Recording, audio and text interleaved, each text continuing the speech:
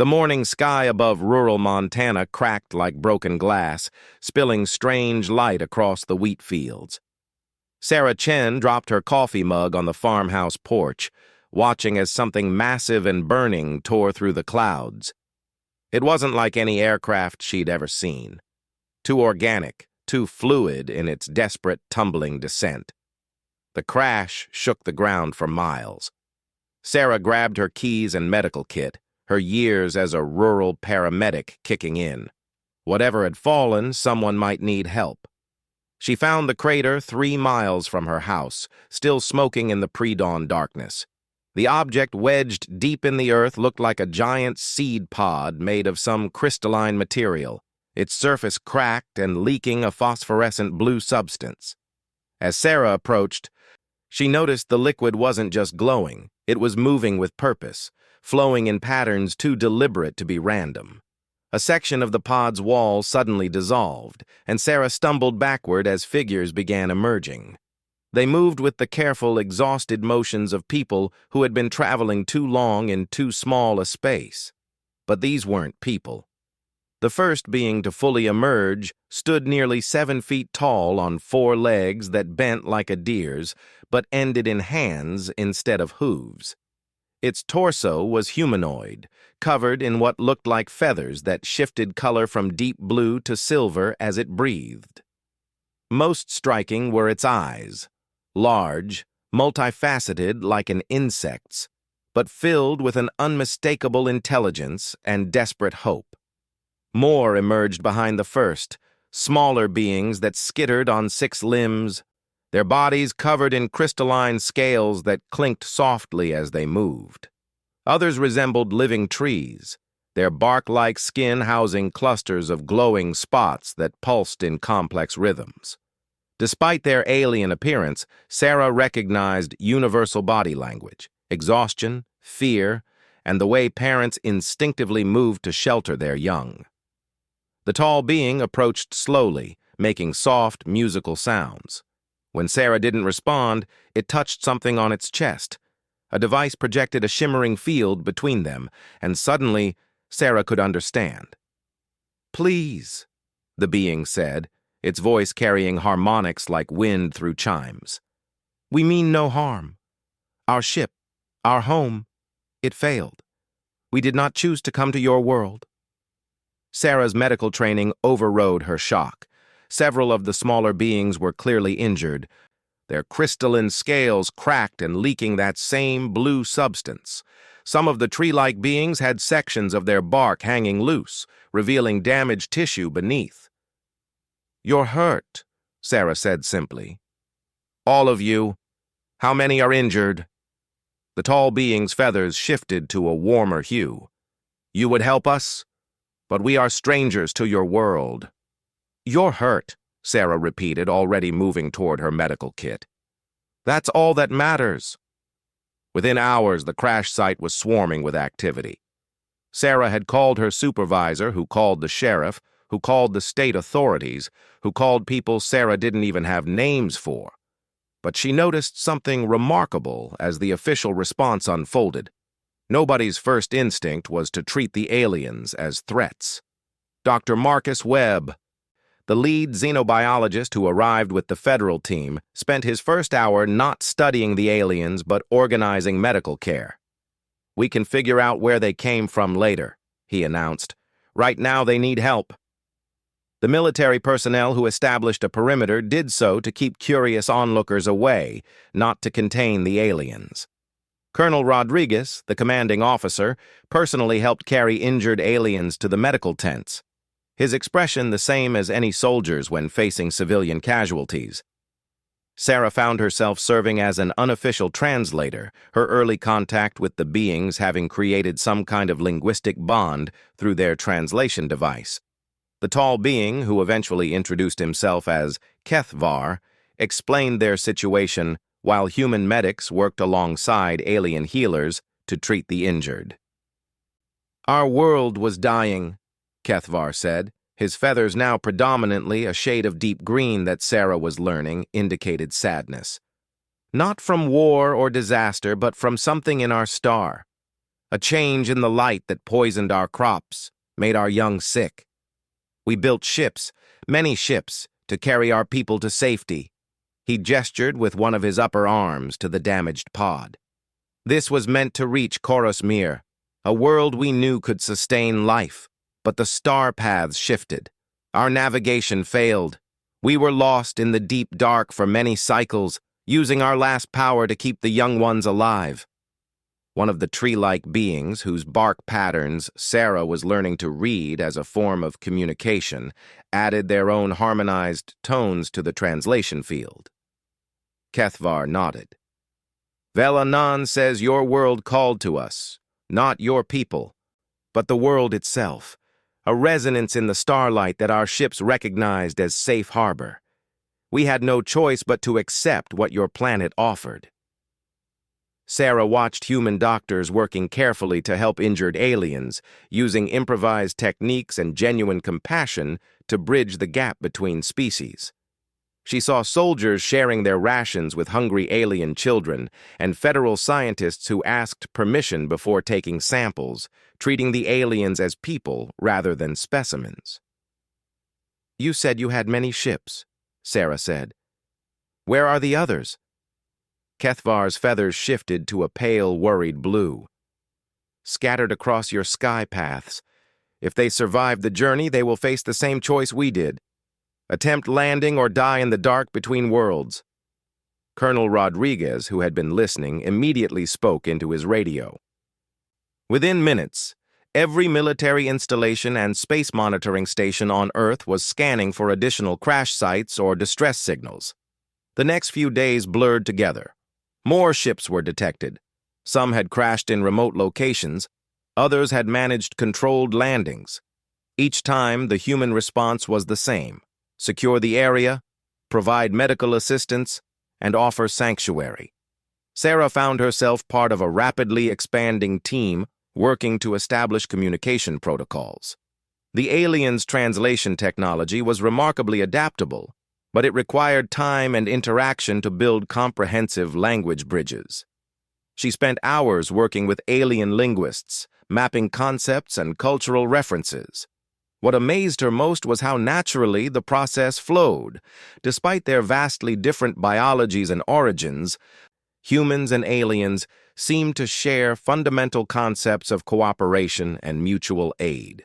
When words failed, gestures, drawings, and shared activities bridged the gaps. The small town of Millbrook, nearest to the first crash site, transformed into an unofficial welcome center. Local residents donated food, blankets, and shelter space. Marie Kowalski, who ran the town diner, spent entire days experimenting with recipes that alien digestive systems could process, working closely with alien food preparers to create meals that nourished both species. They're refugees, Marie said simply, when a news reporter asked why she was doing so much. Doesn't matter where they're from. When people need help, you help them. The aliens, for their part, immediately began contributing to their own support. The tree-like beings, Sarah learned, could photosynthesize nutrients from sunlight and carbon dioxide, but they could also accelerate plant growth in remarkable ways. They began working with local farmers, sharing techniques that could increase crop yields while maintaining soil health. The crystalline scaled beings were natural engineers, their bodies capable of secreting materials that could be shaped into incredibly strong, lightweight structures. They worked with human construction crews to build temporary shelters that were both functional and beautiful. Kethvar's people were natural mediators, their complex vocal harmonics allowing them to facilitate communication between groups. They became informal ambassadors between the human community and the other alien species. But not everyone was comfortable with the situation. News of the alien arrivals had spread globally, and opinions were sharply divided. Some called for immediate integration and support, while others demanded quarantine or even deportation. Sarah found herself in the middle of a press conference, fielding hostile questions from reporters who seemed more interested in conflict than understanding. "How do we know they're really refugees and not invaders?" demanded a journalist from a major network. This could be an advance guard, testing our defenses. Sarah looked at the crowd of aliens and humans working together in the background, alien children playing with human children while their parents collaborated on construction projects. "Look around," she said. "Does this look like an invasion force to you? They're families. They're hurt, they're scared, and they're grateful for help. Just like any human refugees would be." "But they're not human," another reporter pressed. "They're completely alien. How can we trust beings we don't understand?" Kethvar approached the microphone, his translation field activating. "I understand your fear," he said, his feathers showing calm, reassuring colors. "On our world, we had the same concerns when the first refugees from other dying worlds arrived. Fear of the unknown is natural. But we learned that kindness transcends species. Your people have shown us kindness we did not dare hope for." He paused, looking across the assembled crowd. "We did not choose to come to your world, but your world chose to welcome us. We would be honored to build something new together, if you will have us." Dr. Webb stepped forward with a preliminary report from his teams. "Initial biological assessments show no threat to human health or the Earth's ecosystem. These beings are carbon-based life forms like us, but with no shared diseases or parasites. If anything, some of their biological processes could be beneficial to Earth's agriculture and environmental restoration." The real breakthrough came when the aliens received a message from their home world, a final transmission from the evacuation fleet still in space. Kethvar shared the translation with growing excitement. "More ships are coming," he announced. "Not many, perhaps a dozen, carrying the last of our people who survived the journey. They are following the same star paths that brought us here, drawn by the same resonance. They will arrive over the next several rotations of your world." Colonel Rodriguez nodded grimly. "We'll be ready for them. All of them." Sarah saw something remarkable in that moment, the transformation of first contact into something approaching family. The aliens weren't just refugees anymore. They were becoming neighbors, partners, and friends. That evening, as Sarah sat on her porch watching alien and human children play together in the yard, Kethvar approached and settled beside her, his forelegs folding gracefully beneath him. "Your people surprise us," he said softly. "We expected fear, hostility, demands for proof of our intentions. Instead, you offered food, medicine, shelter. You asked not what we could give you, but what we needed." Sarah smiled, watching a human toddler attempt to mimic the color-changing patterns of a young alien's feathers, both children giggling at the result. "Maybe that's what makes us human," she said. "When we see people who need help, we help them. Doesn't matter where they come from." Kethvar's feathers shifted to a warm golden hue Sarah had learned indicated contentment and gratitude. "Then perhaps this was not an accident after all. Perhaps your world called to us for exactly this reason." As the stars came out, Sarah could see lights moving among them. More ships, following the same path that had brought Kethvar and his people to Earth. Tomorrow would bring new challenges, more refugees to help, more bridges to build between species. But tonight, she was content to sit with her new friend and watch their children play together under the same stars, building a future none of them could have imagined just days before. The radio crackled from inside the house, reports of another landing, this one in Australia. Then another in Canada. Each time, the response was the same. Medical teams, welcome centers, communities opening their doors to beings who had never asked to leave their homes, but had found new ones among the stars. Sarah stood up, reaching for her medical kit again. There would always be more refugees who needed help, more bridges to build between worlds. But she was beginning to understand that Earth hadn't just gained refugees.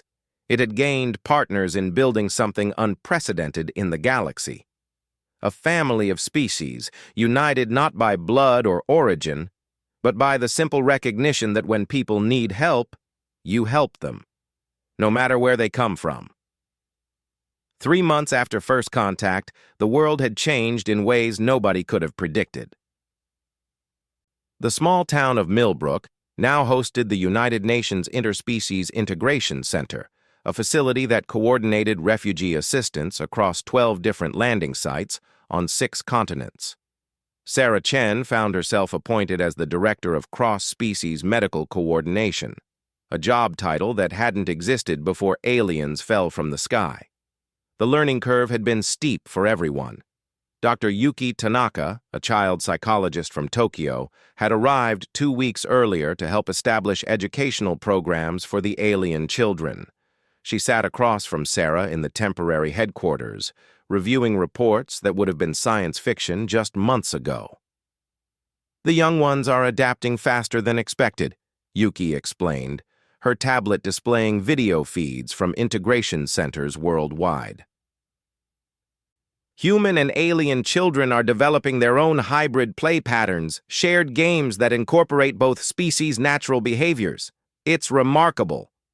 On the screen, Sarah watched human children in São Paulo learning to navigate obstacle courses designed by young crystalline-scaled beings, while their alien friends attempted to master human sports like soccer. The results were chaotic, joyful, and utterly unique. "What about the adults?" Sarah asked. Yuki's expression grew more complex. "That's where we're seeing the real challenges. Cultural integration at the adult level involves deeply held beliefs about family structure, social hierarchy, decision-making processes. The aliens have concepts we're still trying to understand." The door chimed and HFY entered, accompanied by a human Sarah didn't recognize, a tall woman with prematurely gray hair and intense green eyes. "Sarah," HFY said, his feathers showing the warm blue that indicated professional respect.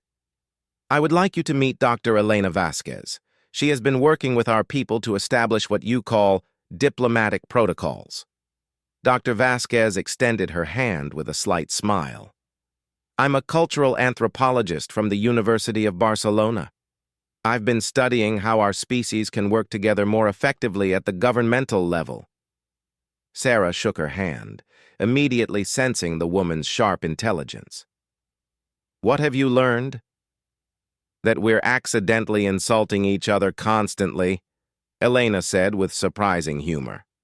"And that despite that, both species keep trying to bridge the gaps. It's actually encouraging." She pulled out a tablet displaying a complex chart. "For example, HFY's people make decisions through something they call harmonic consensus. Every individual adds their voice to a collective song until the harmony resolves into agreement. Our parliamentary debate system strikes them as aggressive and counterproductive." HFY's feathers shifted to an amused pattern Sarah had learned to recognize. "Your leaders speak over each other, interrupt, make loud noises of disagreement. We initially thought human governments were perpetually at war with themselves." "Aren't we?" Yuki muttered, earning a laugh from Elena. "The tree beings, the Velanan, have an entirely different challenge," Elena continued. "Their decision-making process involves literally growing their thoughts together. New ideas are shared as biological graphs between individuals. They're struggling with human concepts of intellectual property and individual ownership of ideas." Sarah nodded, remembering her early interactions with Velanan communities. "They keep offering to share their agricultural techniques freely, and our agricultural corporations keep trying to negotiate licensing deals. It's like 2 different languages of generosity." "Exactly. And the crystalline-scaled ones, the Zefkree, they don't understand why humans build temporary structures. To them, if something is worth building, it should last for millennia. They're frustrated by our construction standards." The conversation was interrupted by Sarah's emergency radio crackling to life. "All senior staff to operations. We have a situation at the Colorado landing site." They rushed to the communications center, where screens showed a tense standoff. A group of human protesters had gathered outside the Colorado Refugee Center, demanding that the aliens be relocated away from populated areas. Local law enforcement was trying to maintain order, but the situation was escalating. On another screen, Sarah could see the aliens inside the center, families huddled together, their children pressed close to their parents. The fear in their body language was unmistakable, regardless of species. "Get me a direct line to Colonel Martinez in Colorado," Sarah ordered. Within minutes, they were connected to the scene. Colonel Martinez appeared on screen, his expression grim. "We have about 200 protesters outside demanding relocation. They're not violent yet, but the rhetoric is heating up. The aliens inside are terrified." "What triggered this?" Elena asked. "Economic anxiety mostly. The local mining company laid off 50 workers last week due to market changes. The aliens became convenient scapegoats, even though they had nothing to do with it." Sarah watched the screen, her mind racing. "Colonel, is it safe to bring some of the alien representatives outside to speak directly to the crowd?" "I wouldn't recommend it. Tensions are too high." Kethvar stepped forward. "Sarah, perhaps there is another way. In our experience with inter-clan conflicts on our homeworld, sometimes physical separation allows for emotional connection." He explained a concept that took several minutes to translate properly, a form of mediated communication where groups in conflict could interact through controlled technological interfaces that filtered out inflammatory rhetoric while preserving genuine concerns and intentions. "We have the translation technology," Dr. Tanaka said thoughtfully, "and the aliens have been developing emotional filtering systems to help their own children cope with trauma. Could we combine them?" Within hours, they had established an unprecedented diplomatic experiment. The alien translation devices were modified to create what they called empathy channels, communication links that allowed humans and aliens to share not just words, but emotional context and genuine intentions. Sarah watched from the operations center as the first session began. A human protester, a middle-aged woman who had lost her job at the mining company, sat in a comfortable chair with a modified translation device nearby. In the refugee center, a Vel-Anin named Sil-Koresh participated through their own interface. "I'm not against you personally," the woman said, her words appearing as both text and emotional harmonics on the alien's communication system. "But I've got kids to feed, and I don't understand how we're supposed to support everyone." Sil-Koresh's response came back filtered through the empathy channel. "Fear for young ones is understood across all species. I share that same fear. My offspring are also uncertain about the future." The conversation continued for an hour. The human woman learned that Sil-Koresh had been a food grower on their homeworld, and that the Vel-Anin agricultural techniques could potentially revitalize depleted mining land, creating new economic opportunities. Sil-Koresh learned about the complex human economic systems that made job loss traumatic for entire families. More sessions followed. An unemployed human miner spoke with a Zeph Cree engineer about new construction techniques that could create jobs while building more durable infrastructure. A human teacher worked with Kethvar's people to develop educational programs that could benefit both species. The breakthrough came when the protesters began asking to visit the refugee center, not to confront but to learn. What they found were families not unlike their own, parents worried about their children's futures, skilled workers hoping to contribute to their new communities, elders trying to preserve their cultural knowledge while adapting to a new world. "This is remarkable," Elena said, watching feeds from integration centers worldwide. "We're seeing similar results everywhere this empathy channel system is implemented. When humans and aliens can share emotional context along with information, understanding increases exponentially. But not every challenge was so easily resolved.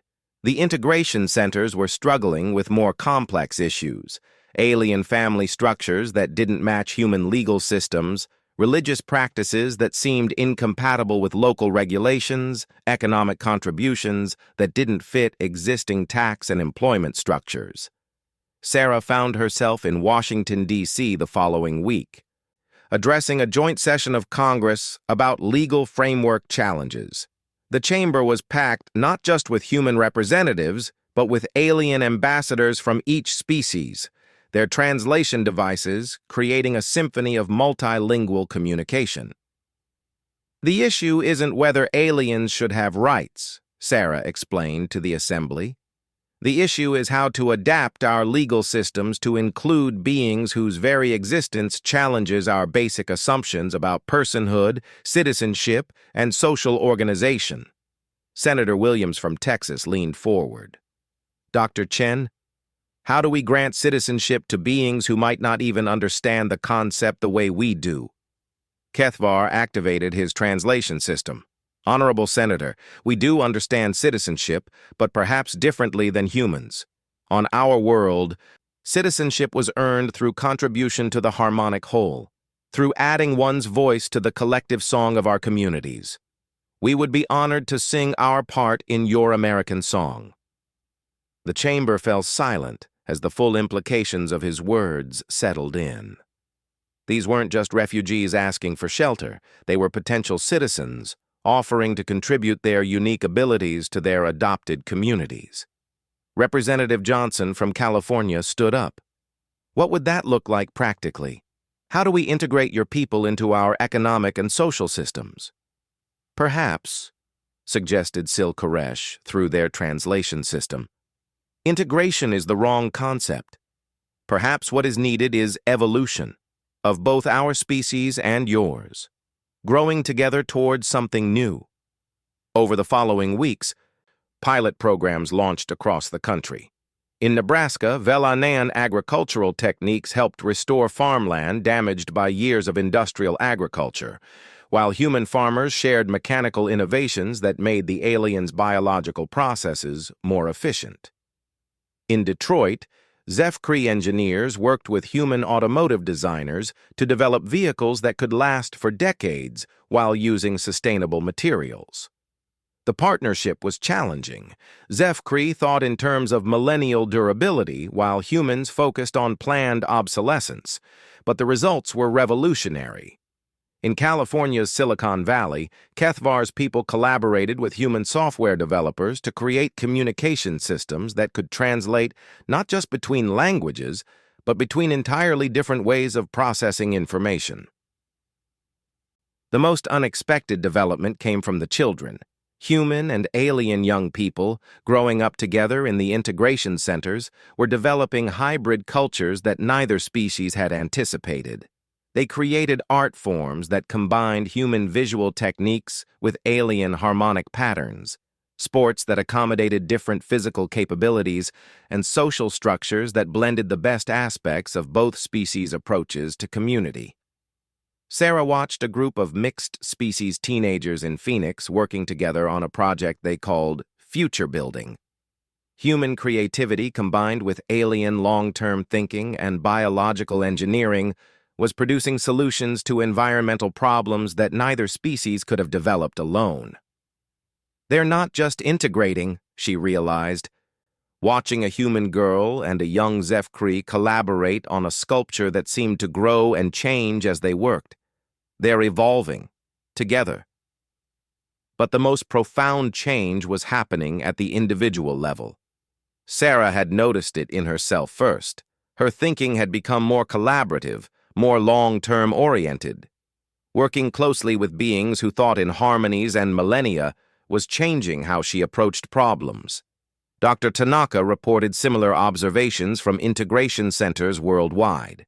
Humans working closely with aliens are developing enhanced pattern recognition, improved emotional intelligence, and more sophisticated problem-solving capabilities. It's as if proximity to alien thought processes is expanding human cognitive potential. And the aliens? Sarah asked. They're becoming more adaptable, more individually creative. Human influence seems to be enhancing their ability to innovate and think independently, while maintaining their collective strengths. Kethvar, who had become Sarah's closest alien collaborator, confirmed her observations. Your species teaches us flexibility and individual strength. We learn to bend without breaking, to maintain harmony while embracing change. It is a valuable gift. As winter approached, the first generation of truly integrated communities was taking shape. These weren't separate alien settlements or human towns with alien residents. They were new kinds of communities that couldn't have existed without both species. Millbrook had become the model. The town now housed 3,000 humans and 800 aliens across 4 species, all working together in ways that maximized the strengths of each group. The local economy had been transformed from declining agriculture to a thriving center of interspecies innovation. Sarah stood on her porch one evening watching her neighbors, human and alien, work together to prepare the community gardens for winter. Vel Annan were helping plants enter dormancy at the optimal time, while humans provided mechanical tools and storage techniques. Zefkri had built greenhouse structures that would last for generations, incorporating human heating systems with alien materials science. Elena Vasquez joined her, carrying 2 cups of coffee. "Penny for your thoughts?" "I was thinking about how much we've all changed," Sarah said, accepting the coffee gratefully. "When they first arrived, we thought the challenge would be helping them adapt to our world. I didn't realize we'd be adapting too." "Is that a problem?" Sarah considered the question seriously. "I don't think so. I think we're all becoming something better than we were separately. The question is whether the rest of humanity is ready for that kind of change."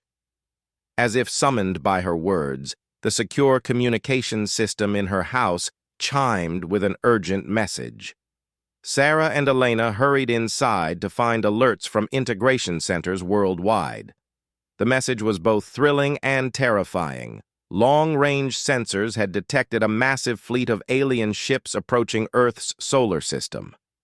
Not refugees this time, but the remnants of entire civilizations, following the signals from the successful integration communities. Earth was about to become the destination for the largest migration in galactic history. And somehow, Sarah realized as she looked around at her transformed community, they were ready for it. The refugees who had touched down without meaning to had taught humanity something invaluable: that the universe was full of people who just needed a chance to build something beautiful together. Tomorrow would bring new challenges, but tonight she could hear the sound of her neighbors, human and alien alike, singing together as they worked, their voices blending into something entirely new and completely harmonious. The night sky blazed with artificial stars as the first wave of the Great Fleet entered Earth's orbit. Sarah Chen stood in the newly constructed Global Coordination Center in Geneva, watching displays that showed over 300 ships of dozens of different designs, each carrying the survivors of worlds that had died while their children traveled between the stars. It had been 18 months since Kethvar's people first crashed in Montana, and Earth had transformed itself into something unprecedented, the galaxy's first multi-species civilization. Now they faced their greatest test. "Fleet Command reports successful communication with the lead vessels," announced Captain Torres from the Orbital Monitoring Station. "We're receiving formal requests for sanctuary from 47 different species." Sarah felt the familiar mixture of excitement and overwhelming responsibility. The protocols they'd developed with the first refugees were about to be tested on an unimaginable scale. Kethvar approached. His feathers displaying the complex patterns that Sarah had learned indicated both pride and concern. Over the months, he had become Earth's unofficial alien ambassador, speaking for all the refugee species in their interactions with human governments. "The fleet carries more than just refugees," he said, his translation device conveying subtle harmonics of meaning that pure language couldn't capture. "They bring knowledge keepers, culture holders, the last librarians of dying worlds. Each ship is a complete civilization compressed into metal and hope.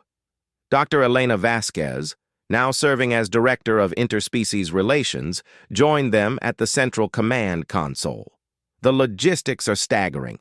We're talking about potentially 1 million beings from dozens of species, each with different environmental needs, cultural requirements, and biological necessities.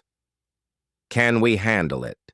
Asked President Martinez, who had arrived from Washington along with world leaders and alien ambassadors from every integration center on Earth.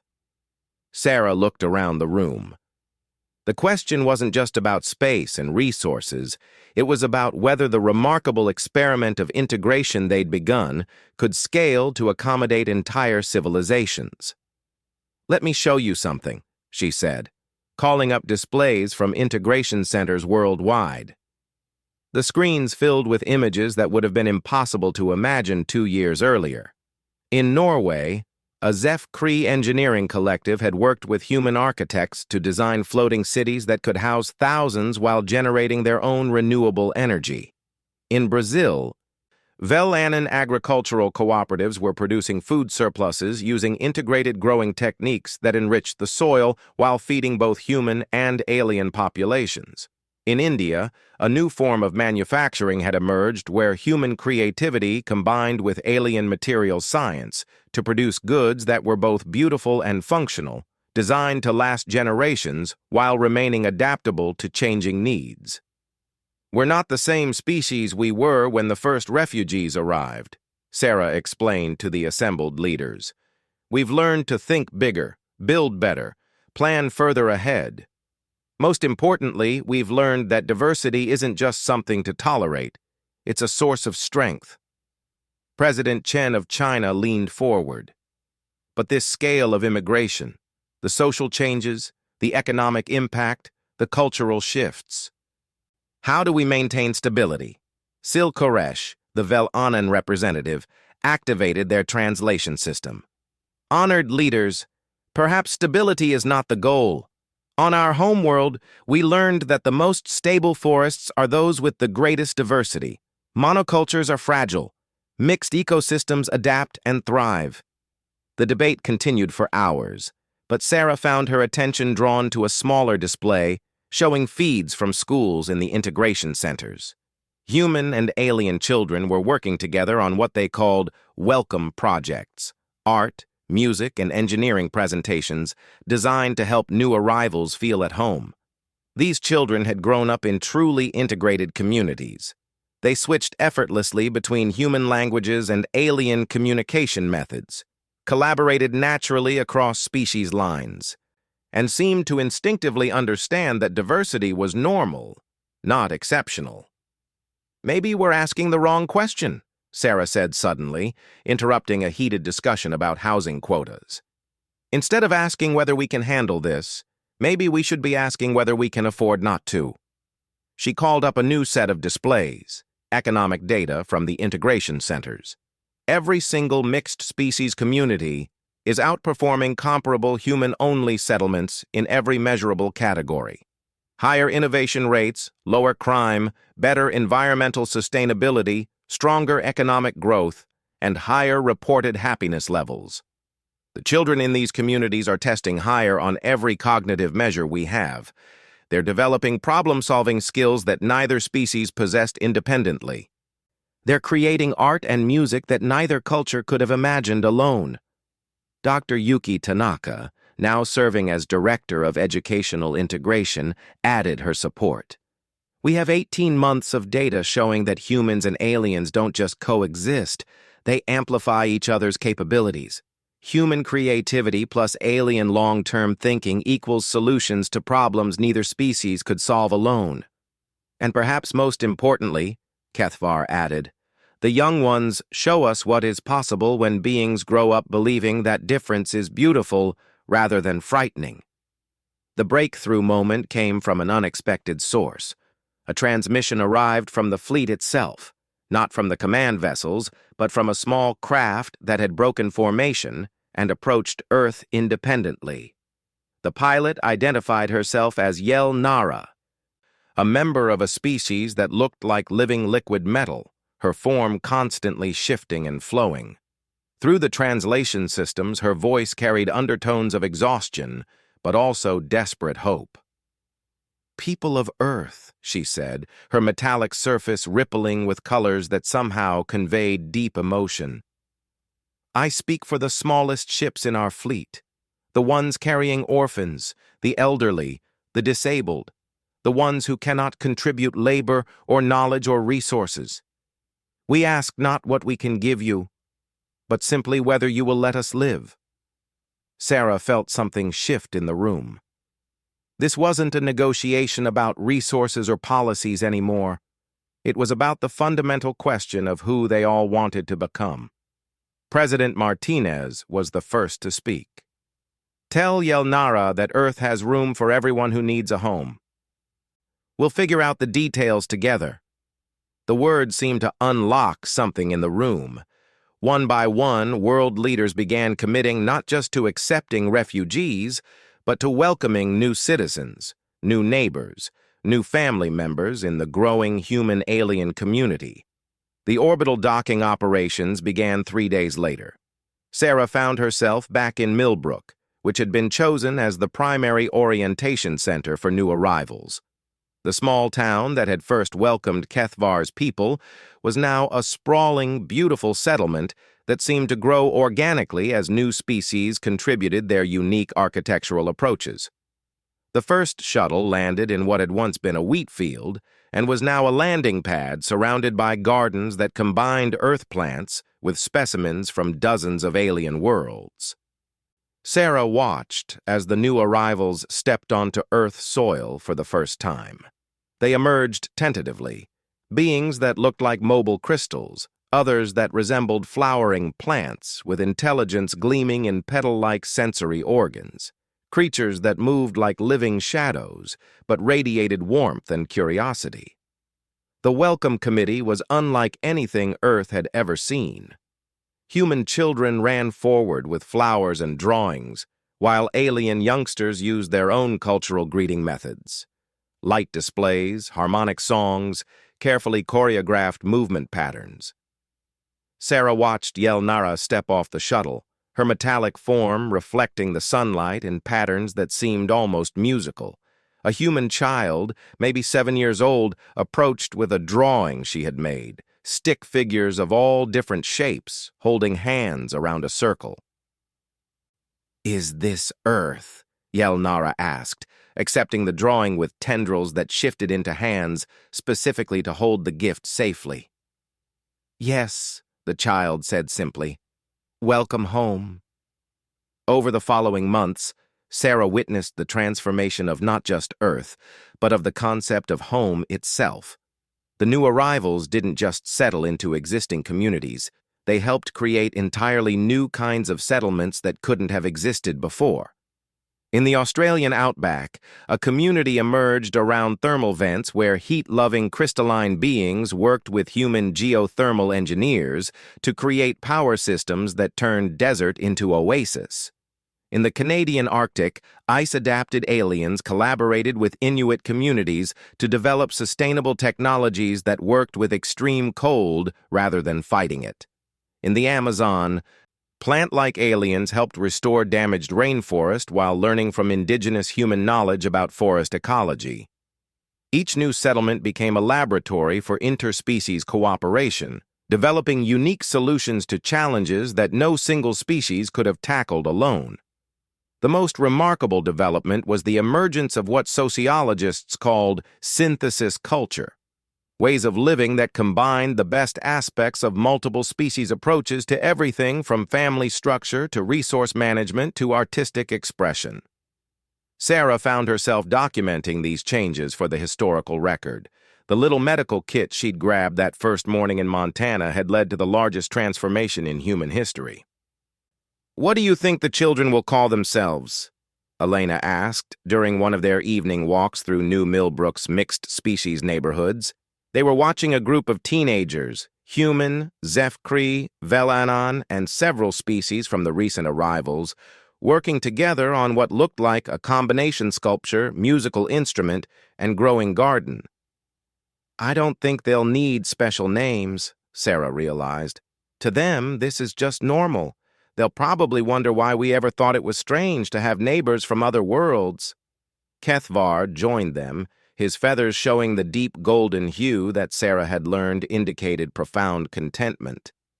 On my homeworld, we had an old saying, "The strongest songs are those sung by the most voices." I never fully understood it until now.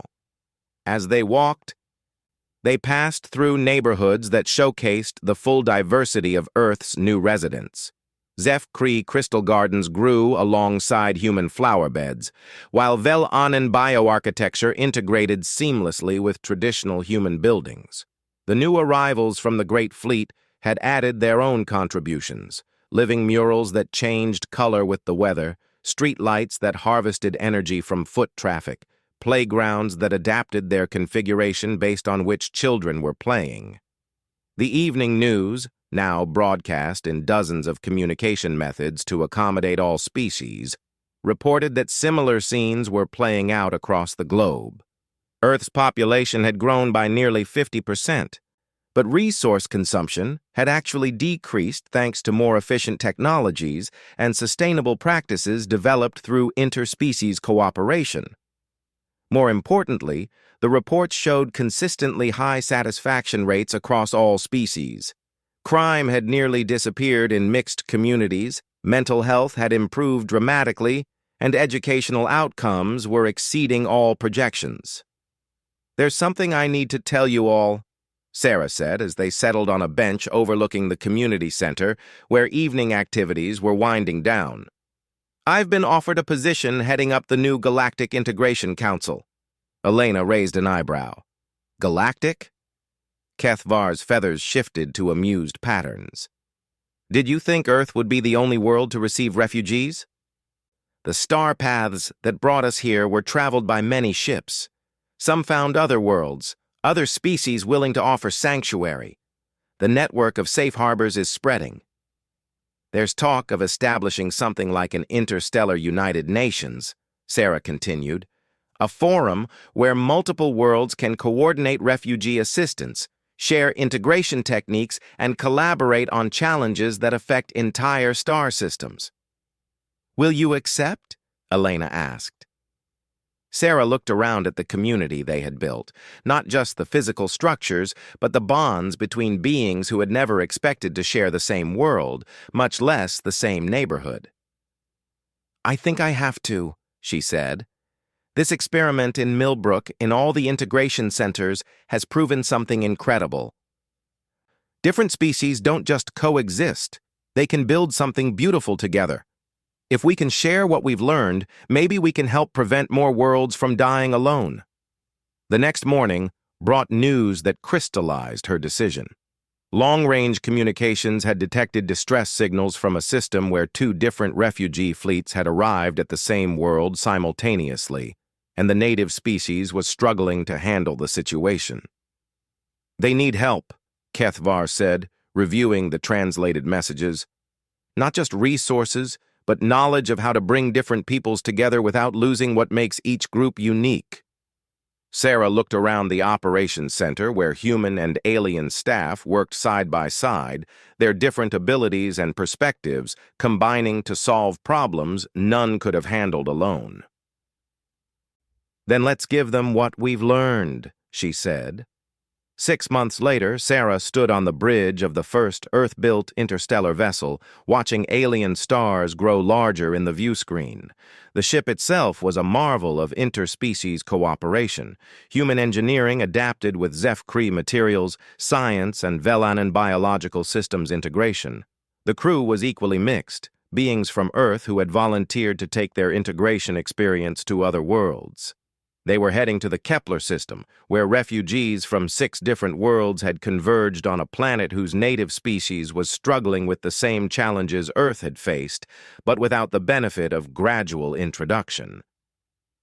"Are you ready for this?" asked Commander Park, the human captain of the vessel. Sarah looked around the bridge, seeing beings from 7 different species working together with the easy familiarity that had become normal in integrated communities. "We've had good teachers," she said, smiling at Kethvar, who served as the ship's diplomatic liaison. As they entered the Kepler system, Sarah reflected on the journey that had brought them here. It had started with aliens who touched down on Earth without meaning to, refugees from a dying world who simply needed somewhere safe to land. What they had given Earth in return was immeasurable, a new understanding of what civilization could be when it embraced diversity rather than merely tolerating it. They had shown humanity that the universe wasn't a hostile place to be defended against, but a community to be welcomed into. The distress signals from Kepler 442b were growing stronger, and Sarah could see multiple ships in orbit, clear signs of the chaos that multiple refugee arrivals could create without proper coordination. "Let them know we're here to help," she told the communications officer. "How do we introduce ourselves?" the officer asked. "What do we call this mission?" Sarah thought about the children in Millbrook's schools, human and alien youngsters who grew up thinking it was perfectly normal to have friends from other star systems. She thought about communities where beings from different worlds had not just learned to coexist, but had created something unprecedented and beautiful. "Tell them," she said, "that Earth sends greetings from humanity and our neighbors. Tell them we've learned something about what happens when refugees touch down without meaning to, and how beautiful the results can be when people insist they stay safe." As their ship approached the chaos of Kepler 442b, Sarah could see the future spreading out before them, not just for this system, but for the growing network of worlds that were learning the same lesson Earth had discovered in a Montana wheat field. The universe was full of refugees, beings displaced by circumstances beyond their control. But it was also full of communities willing to grow, to change, to become something better by welcoming those who needed homes. Earth had become the template for that transformation. Now it was time to share the blueprint with the stars themselves. The communication came through clearly as they entered orbit. "Earth vessel, this is Kepler Control. Thank the stars you're here. We have no idea what we're doing." Sarah smiled, remembering her own words 18 months ago when faced with injured aliens in a crater. "Kepler Control, this is the Earth Integration Council. We've been exactly where you are. Let's figure it out together." And somewhere in the space between worlds, in the vast network of refugee ships still traveling between dying stars and potential homes, word began to spread that there were places in the galaxy where beings who arrived without meaning to could find not just safety, but family. The Great Migration was just beginning, and Earth was ready to help every lost ship find its way home.